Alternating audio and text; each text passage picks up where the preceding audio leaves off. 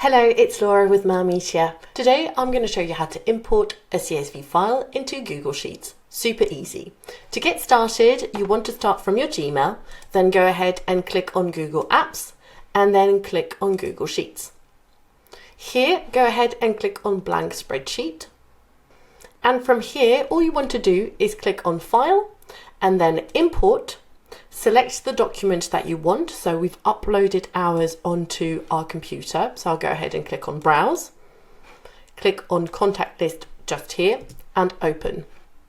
So here I've got multiple information that is presented to me. I'll just leave it as is and click on Import Data.